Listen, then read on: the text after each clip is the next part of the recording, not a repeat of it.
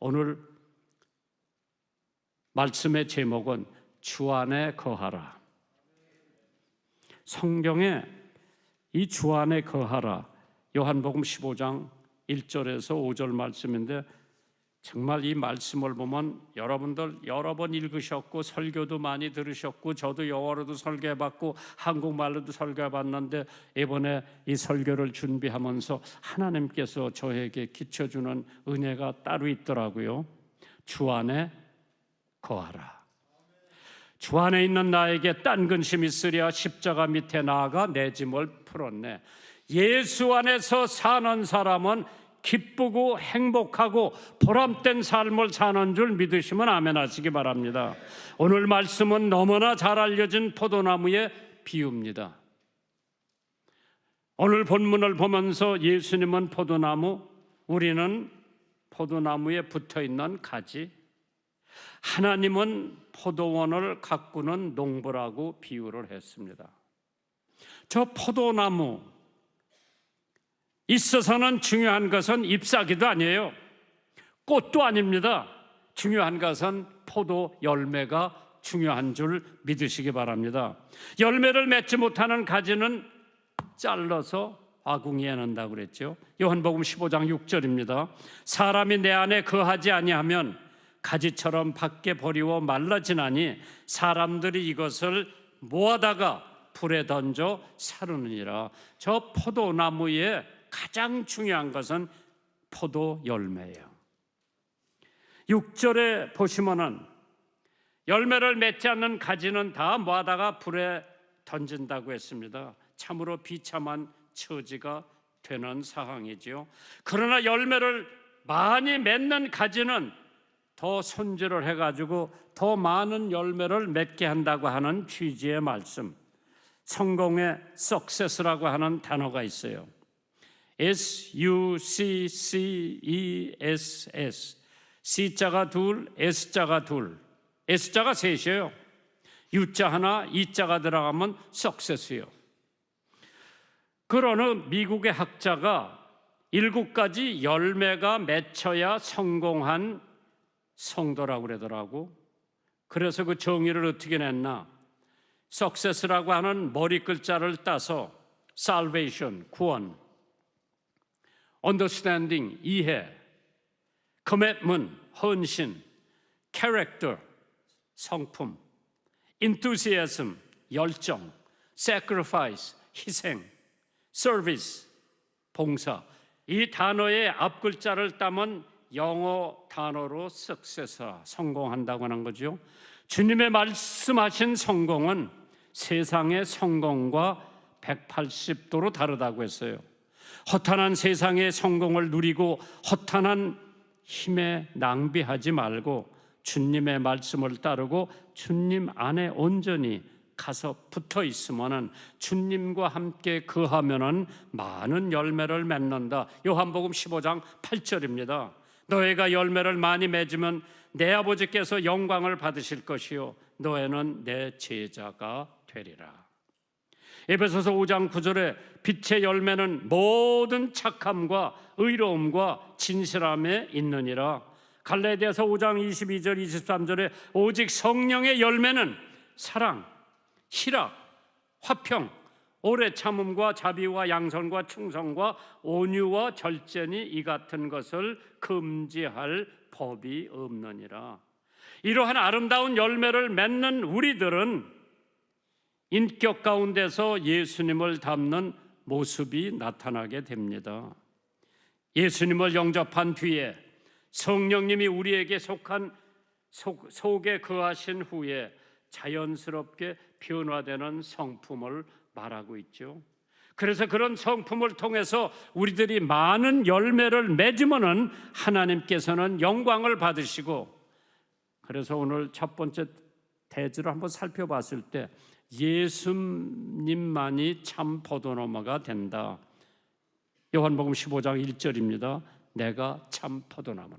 예수가 참 포도나무라고 했는데 예수님만이 우리의 포도나무가 되실 수가 있다고 했죠. 그렇다면 예수님만이 우리의 생명이 되실 수가 있고, 출세도 돈도 명예도 우리가 붙어 있어야 할 포도나무가 아닌 것을 믿으시기 바랍니다. 예수님이 아닌 돈, 예수님이 아닌 권력, 예수님이 아닌 명예 등 아무리 붙어 있어도 생명을 얻을 수는 없습니다. 인간은 어디에 속해 있느냐에 따라 그의 삶의 결과가 달라지는 줄 믿으시기 바랍니다. 미국의 볼티모어에 가보면 유명한 대학이 하나 있습니다. 존 홉킨스 유니버시티. 산부인과 의사이며 교수로 독실한 신앙을 가졌던 하워드 켈리라고 하는 교수가 있습니다. 하워드 켈리 박사는 늘 양복에 장미꽃을 달고 다녔다고 합니다. 한 학생이 교수에게 이렇게 물어봤습니다. 선생님, 꽃은 언제 봐도 시드는 법이 없는데 무슨 비결이라도 있습니까? 그러자 그는 웃으면서 비법은 별거 아니라고 하며 양복 뒤집어서 곁을 보여주니까 거기 조그만 물병이 하나 있어가지고 거기다가 장미를 꽂아놨기 때문에 항상 싱싱한 장미로 보이게 되었다고 합니다. 그러면서 켈리 박사가 다음과 같이 말을 합니다. 우리가 이 세상에 다니면서 언제나 신선하고 아름답고 항상 향기를 바라는 그리스도인이 되려면 우리 삶의 뿌리가 이 장미꽃과 같이 그리스도의 생수 속에 담겨 있어야 한다네. 성경은 그리스도인이 가지가 포도나무에 붙어 있음과 같이 예수 그리스도 안에 우리가 붙어 있어야, 접목돼 있어야 우리는 싱싱해지고 꽃이 피고 열매를 맺는다고 했습니다. 여러분이 모르는 최경표 학생은 학교와 가정에서 매우 모범적이고 사랑받는 크리스찬 학생이었습니다. 최경표. 그러나 최경표 아버지는 믿지를 않았습니다. 그래서 최경표 아들은 항상 아버님이 예수를 믿고 구원받게 해달라고 열심히 기도를 하고 있었습니다. 그런데 어느 날 갑자기 앞날이 캄캄한 경표 학생이 갑자기 심장마비로 하나님의 부르심을 받고 세상을 떠납니다. 아들을 잃어버린 아버지는 너무나 큰 슬픔으로 상심에 빠져 있었습니다.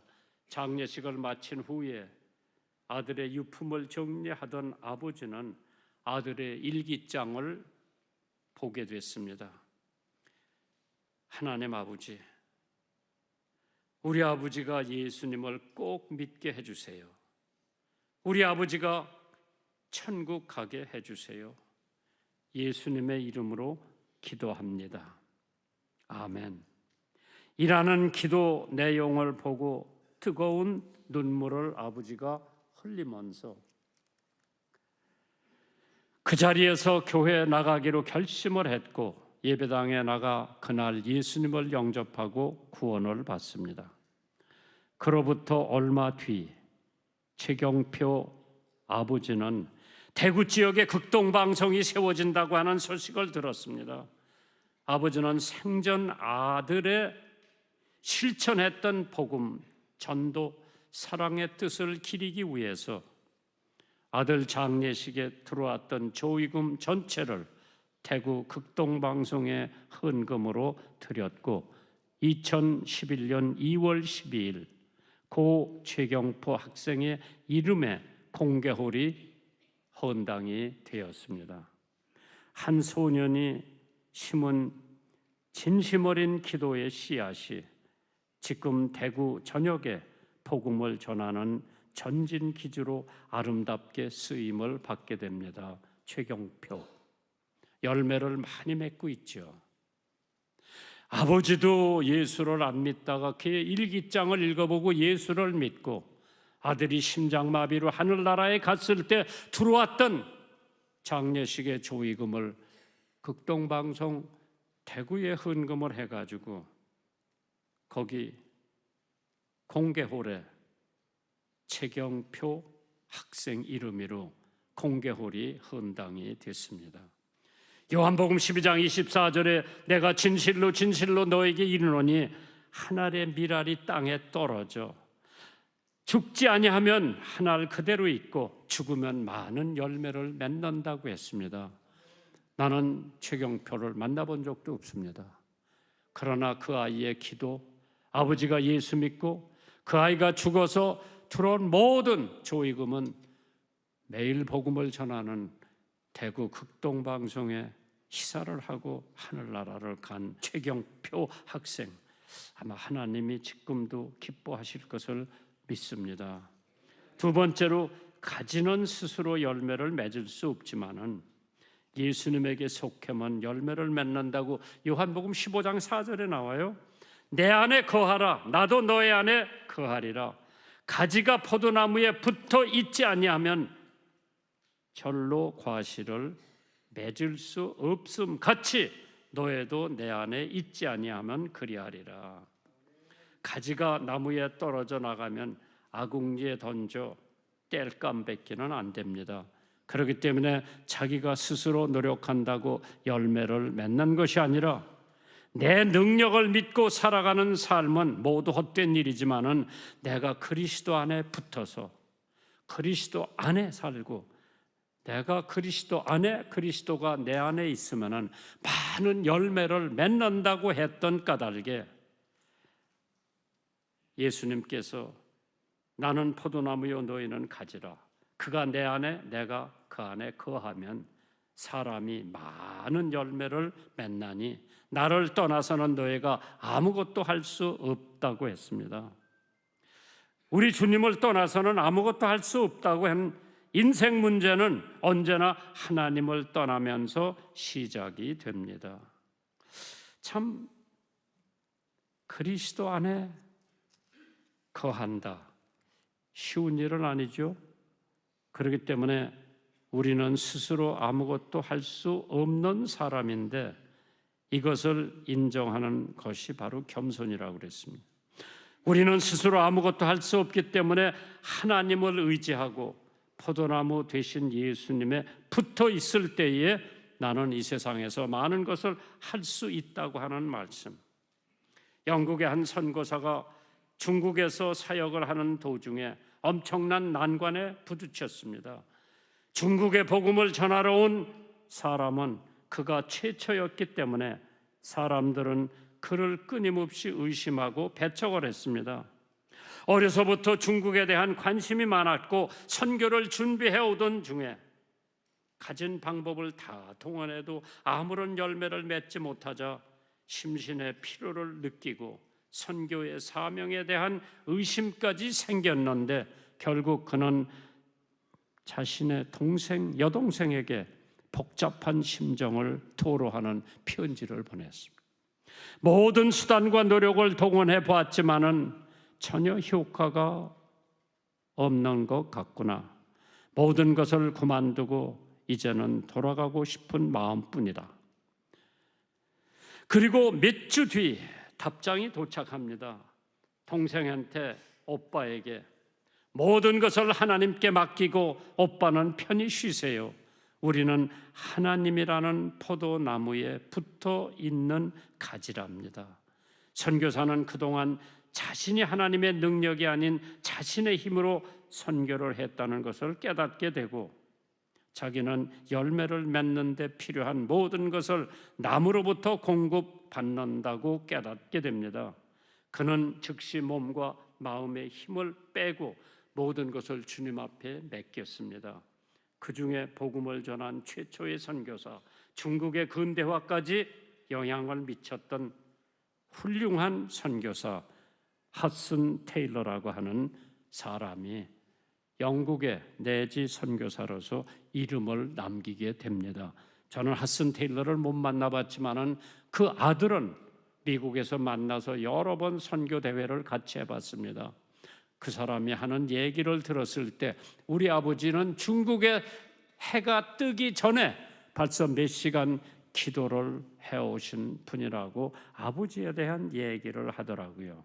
핫슨 테일러, 전국에 참 많이 다니면서 복음을 전했지만은 중국의 최초의 선교사로서 많은 중국 사람들이 예수를 믿게 되는 중요한 위치에 그 열매를 맺을 수 있었던 것은 핫슨 테일러가 자기를 의지하지 않고 예수님 앞에 붙어 있었을 때에 영국의 선교사가 중국에 와서 크게 역사를 할 수가 있었습니다. 세 번째로 주님 안에 거할 때에 열매를 맺는다고 그랬죠. 요한복음 15장 4절, 내 안에 거하라 나도 너의 안에 거하리라. 가지가 포도나무에 붙어 있지 아니하면 스스로 열매를 맺을 수 없음 같이 너희도 내 안에 있지 아니면 그리하리라.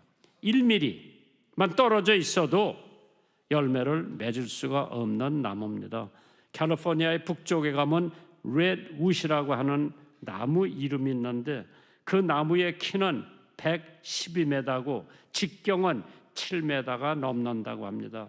레드우드 뿌리는 무려 30m로 뻗어 있다고 합니다. 그래서 강한 바람이 불어도 홍수가 와도 쓰러지지 않는 나무가 레드우드 트리라고 그러죠. 포도나무 되신 우리 주님은 어떤 분인가? 그분은 강력한 바람과 홍수를 다스리시는 분이십니다.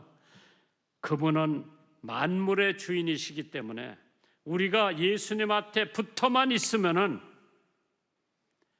절대로 쓰러지거나 떠내려가지를 않는데 예수님에 붙어 있을 때 열매를 맺고 예수님한테 떨어져 있을 때에 뗄감 뺏기는 안 되는 우리 인생입니다. 그렇다면 예수 안에 거한다는 뜻이 뭔가? 거한다는 단어는 헬라어에 머무른다고 그러는 거죠. 뿌리를 깊게 결합한다고 하는 뜻이 있습니다. 그래서 주님 안에 거한다는 것은 주님과 연합했다, 주님과 결합했다고 하는데 과연 오늘 내가 주님과 연합되어 있는지, 주님과 결합이 되어 있는지 한 번 정도는 내가 반성을 해봐야 되지 않나. 오늘 새벽에도 기도하면서 내가 과연 주님에 붙어 있나? 내 실력, 내 능력, 내 범위 안에서 내가 지금 하나님의 일을 하고 있지는 않은가? 불란서에 한 유괴 사건이 일어났던 적이 있습니다. 불란서에서는 별로 유괴 사건이 없는 나라인데 약 20여 명의 경찰이 동원되고 연방수사국과 인터폴까지 합세해서 수사를 했지만은 범행이 너무 치밀해서 1년 6개월 만에 유괴범이 잡혔다고 합니다. 유괴 사건이 거의 없는 불란서에 어떻게 이런 범죄가 일어났는지 의문이었는데 범죄자들은 단지 미국의 강탈자라고 하는 추리 소설을 읽고 영향을 받아가지고 모방을 해서 유괴 사건이 일어났다고 합니다. 이럴 듯 우리가 하루 동안 살면서 생각하고 보는 것이 우리에게 미치는 영향은 지대하다고 그랬죠. 누구를 미워하고 못된 생각만 하면은 그 사람은 점점 강팍한 사람이 될 수밖에 없죠. 더러운 생각만 하면 음란한 사람이 될 수밖에 없고, 그러나 사랑과 겸손의 본이 된 예수님 지속적으로 생각하고 거기 붙어 있으면은 예수 닮아가는 거예요. 우리 교회는 예수 닮은 사람들이 많다고 그러더라고. 미국의 2대 대통령이 존 애덤스요. 백악관을 건축한 후에 제일 먼저 백악관에 들어간 대통령이 존 애덤스, 두 번째 대통령이에요. 그는 백악관에 들어가기 전에 아내에게 이런 편지를 보냈다고 합니다. 앞으로 백악관에 들어오는 모든 사람이 슬기롭고 정직하기를 빕니다. 하나님께서 복을 주시도록 기도합시다. 아내한테 보낸 편지요. 또 존 애덤스가 항상 스스로 이런 질문을 던졌다고 합니다. 예수님이라면 어떻게 하셨을까? 그때부터 100년이 지난 후 프랭클린 델라노 루스벨트 대통령이 백악관에 와 있을 때 에람스의 기도문을 읽고 감동을 받아 백악관 식당 벽에 그 기도문을 기록해 놨다고 합니다. 들어보세요. 존 애덤스 대통령이 써놓은 기도문이에요. I pray heaven to bestow the best of blessings on this house and all that shall hereafter inhabit it. May none but honest and wise men ever rule under this roof. 하나님이 이 집과 앞으로 이 집에 거주할 모든 사람에게 최고의 축복을 내려 주시기를 기도합니다. 오로지 정직하고 지혜로운 사람만이 이곳에서 나라를 위한 일을 할 수 있게 해 주시옵소서. 그것이 존 애덤스의 기도. 루스벨트 대통령이 그 식당 들어가는 입구에다가 써붙였어요. 나 같은 하우스보이가 한번 가봤어. 카터 대통령 때 저기 집에 오라 그러더라고. 그거 가봤어. 살림집에 가봤어. 거기 들어가는 입구에 부엌이 있어. 식당이 있어. 그 문구가 써져 있어요. 하나님의 말씀의 삶의 기준을 삼고 끊임없는 기도를 하면은 불가능도 가능케 하는 우리 하나님. 붙어 계세요. 예수님에게 붙어 있으세요. 그럼 만사가 형통할 줄 믿으시기 바랍니다. 그래서 기도를 쉬지 말아라. 감리교 창설자 요한 웨슬리, 기도실에 들어가 보면 마룻바닥이 홈이 2개가 파져 있대. 무릎을 꿇고 기도를 얼마나 열심히 했던지 쥐구멍만한 구멍이 2개가 있대요. 관광객들이 보고 저건 무슨 구멍이냐, 쥐가 왔다 갔다 하는 구멍인 줄 알았는데 그게 아니라 존 웨슬리가 무릎을 꿇고 얼마나 열심히 기도를 했는지 그 마루에 홈이 2개가 파졌다고 그랬죠. 새벽 4시 일어나서 2시간씩 기도하고 수요일과 금요일에는 규칙적으로 금식 기도를 했다고 합니다. 그를 지켜본 사람들은 이렇게 말을 하고 있죠. 그는 다른 어떤 사람보다 더 기도를 중요시했다. 그리고 나는 그가 빛을 띤 청명한 얼굴로 기도실에서 나오는 것을 종종 봤다. 우리가 날마다 호흡해야 살 수 있는 것처럼 우리 기도는 영적인 호흡이라고 했습니다. 어저께 어느 목사님한테 내가 전화를 했어요. 굉장히 건강이 안 좋아서 외부 출입을 못한다고 하는데 2시에 일어나가지고 매일 기도를 하면서 극동방송을 들으면서 저 위에서 새벽마다 기도해 준다고 그러시더라고. 그렇기 때문에 제가 이렇게 건강하고 열심히 주님 일하러 다닌다고. 그래서 그 기도 놓치지 말고 계속 기도해 달라고. 기도, 말씀, 그것이 주님에 갖다 붙어 있는 거지요. 기도도 등한시하고 말씀 보는 거 등한시하면 우리는 예수님과 거리가 먼 거예요. 매일 보세요. 매일 기도하세요. 주님한테 그냥 찰딱 붙어 계세요. 그러면 여러분들은 불가능한 것도 가능하게 하실 줄 믿습니다.